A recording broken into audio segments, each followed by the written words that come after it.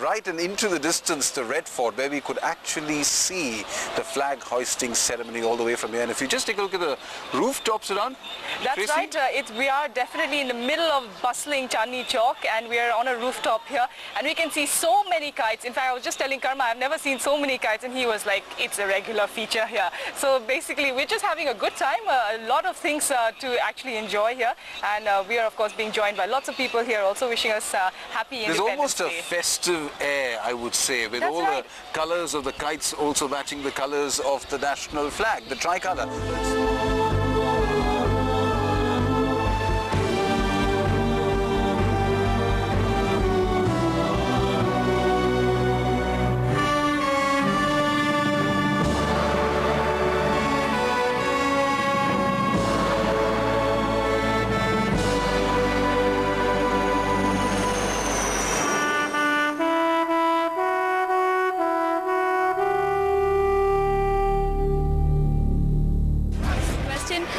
Here's a general question for you. What do you think about independence? What does independence mean to you all? Anyone? It's about the freedom to the country and to ourselves, to every citizen of India.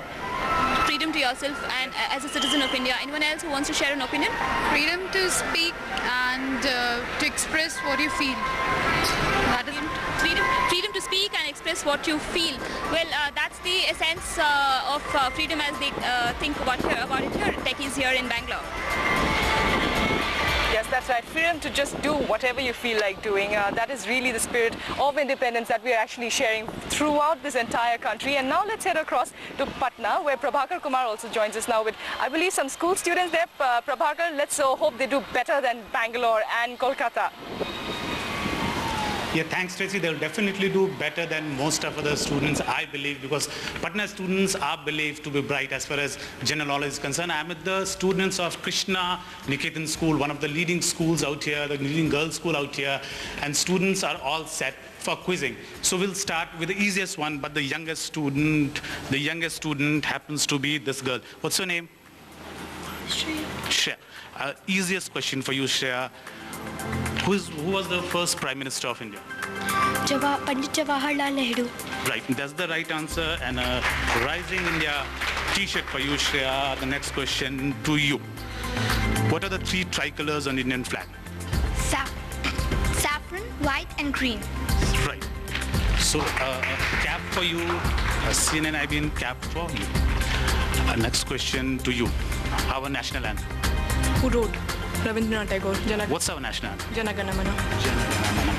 That's a correct answer, and a Rising India t-shirt for you. A tough one will go to you.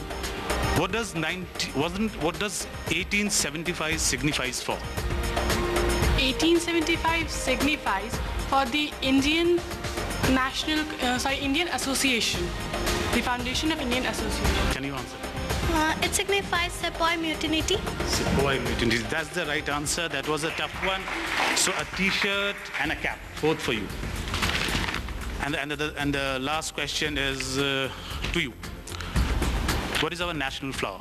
National flower, lotus. Lotus. That's the right answer. So you saw, Tracy, Patna girls and boys are brilliant with quizzing, except one. They gave all right answers. Yeah. Okay, right. A cheeky question here. Do the children know how long it takes to actually sing that national anthem? How many seconds? How long does it take to sing our national anthem? Who will answer this? Who will answer this? This girl. 52 seconds. 52 seconds, they say, Vidya. 52 seconds. Brilliant. Give her another cap and another t-shirt. They deserve it. Absolutely deserve it. All right, thanks so much, Prabhakar, for joining us with all those kids, of course. And they were clapping the most hardest there, the loudest, of course. No doubt, of course. The children have been fantastic, and I shouldn't deprive the children in Kolkata. I think Sukarno Sen has been having a good time with them as well. A special question will come to you in just a bit as well. All right, we'll take a quick break here, but as we slip into a quick break, we'll leave you with India's first ever exclusive television poll covering India and Pakistan. As both nations complete 60 years of independence, a look into our shared past, present and future.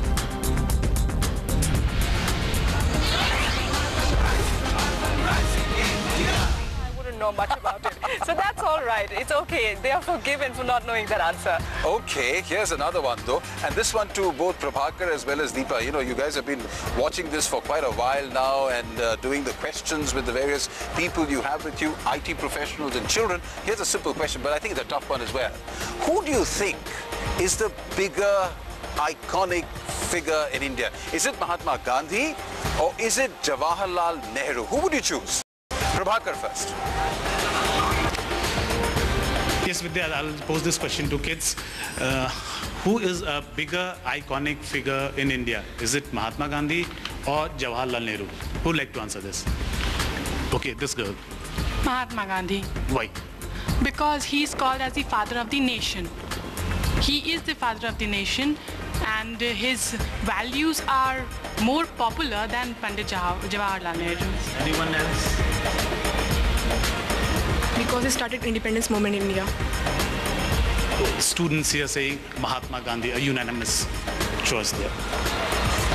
Okay, so it's the man who brought independence for us. What about the man who led us through independence after we achieved it? That's right. 60 years back on this very day, he was the one who actually led us to independence. He was the one who gave the speech there. And of course, at Lal hoisted Killa. that flag right across there at Red Fort. Deepa, what are your people saying? Sorry, Vidya? What are your people saying? Who is the bigger iconic figure for independent India now that we are 60 years old? Is it Mahatma Gandhi or is it Jawaharlal Nehru, and why? I will ask him that question. Okay, this is basically your opinion. Who do you think is the bigger iconic figure of India? Is it Mahatma Gandhi or is it Nehru? Who do you think is a bigger icon? Mahatma Gandhi. Mahatma Gandhi. Why? Because I feel that he has sacrificed a lot for his company. It's not like any other leader, because I feel that all other leaders had got the intention behind, most of the leaders had got intention, like, you know, some leadership or something like that. But Mahatma Gandhi had no such feelings. He completely fought for the nation. He completely gave. Mahatma Gandhi, I think, stands for, he's not just an iconic figure in India, he's a world figure. Whereas Nehru is a great visionary, and he's a great prime minister. And Gandhi due to Gandhi, you got the freedom. That's what we think of Gandhi. Right, Gandhi got us our freedom for his selfless sacrifice. He is the bigger figure. Okay, here I'm tempted again. One more cheeky question to Deepa and gang there. Do you think that the 60 years of achievement that we have now would have been the same if either Gandhi or Nehru had not been on the scene? A quick response.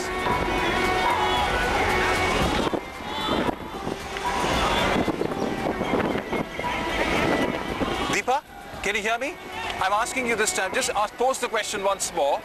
If either Gandhi or Nehru had not been around, would we have achieved and done so much as we have over the last 60 years? Right, let me ask him that question. If either Gandhi or Nehru wasn't around, would we have achieved as much as we have in the last 60 years? What do you think? Wasn't around. Yeah, if Gandhi or Nehru weren't here, would we have achieved as much as we have in the last 60 years? I don't feel so, because I don't feel that without them it was possible to achieve freedom by 1947.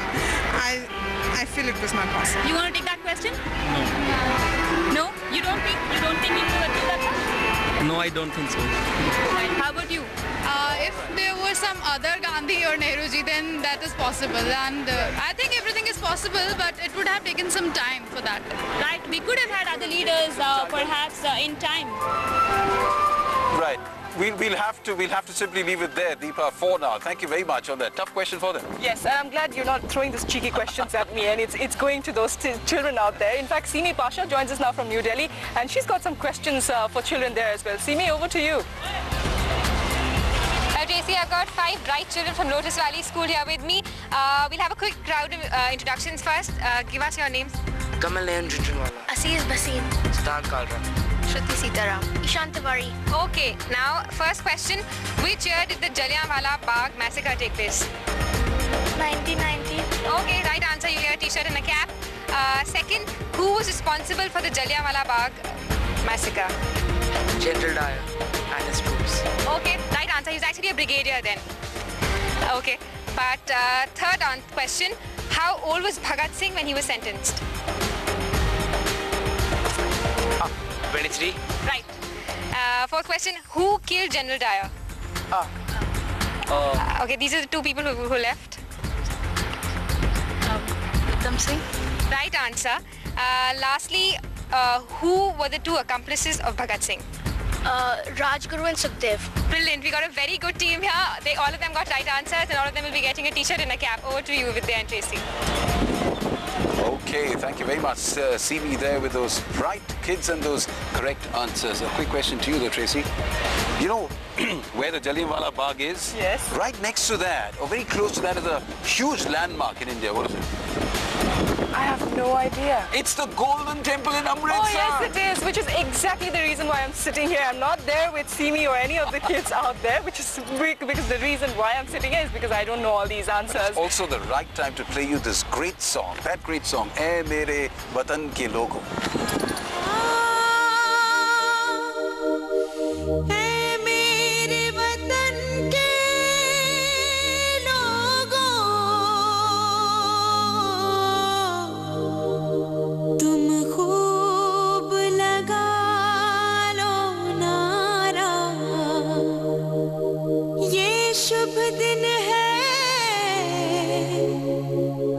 सबका